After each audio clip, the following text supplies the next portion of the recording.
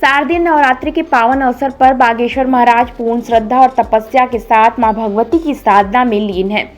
वे इन दिनों साधारण कुटिया में रहकर 11 लाख हनुमान नाम का जाप कर रहे हैं और पूरे नवरात्रि व्रत में केवल फलाहार रहकर तप कर रहे हैं।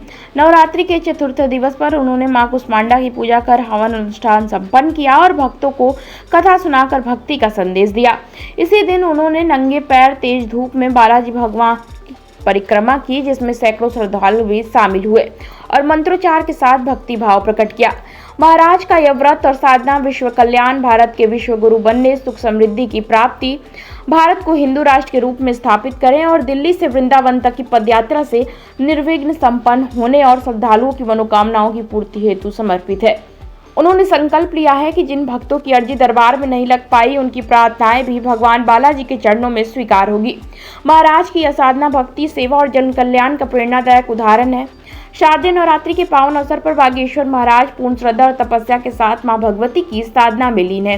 वे इन दिनों एक साधारण कुटिया में रहकर 11 लाख हनुमान नाम का जाप कर रहे हैं और पूरे नवरात्रि व्रत में केवल फलाहार रहकर तप कर रहे हैं। नवरात्रि के चतुर्थ दिवस पर उन्होंने मां कुष्मांडा की पूजा कर हवन अनुष्ठान संपन्न किया और भक्तों को कथा सुनाकर भक्ति का संदेश दिया।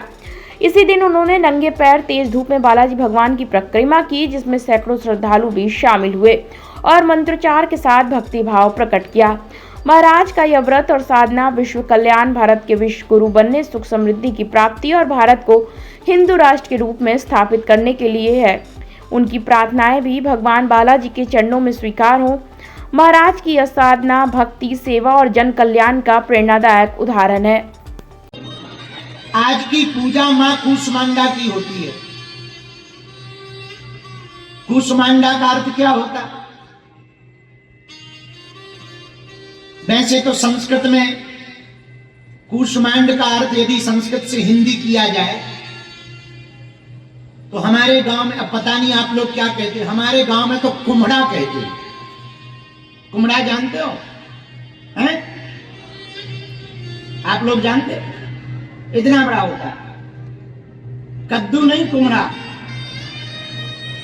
हाँ, कद्दू अलग होता है? वही है, एक दो है। हाँ, कई जगह कद्दू कहा जाता है, दद्दू नहीं, कद्दू। कद्दू तो कई जगह कद्दू कहा जाता है। कुम्हड़ा तो कुष्मांडा का अर्थ यही होता है। आज भगवती का चतुर्थ दिन है कुष्मांडा देवी का। कुष्मांडा देवी ऊर्जा की देवी है। कुष्मांडा देवी प्रकाश की देवी है। कुष्मांडा देवी सृष्टि की जननी है। कहा जाता है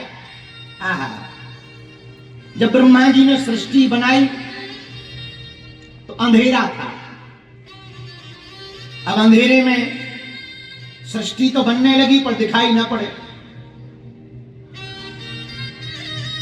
और प्रकाश के बिना सब बेकार है। आनंद तो प्रकाश का ही है, चाहे ज्ञान का प्रकाश हो, चाहे सूर्य का प्रकाश हो। बाकी अन्य खबरों के लिए देखते रहिए शेष खबर।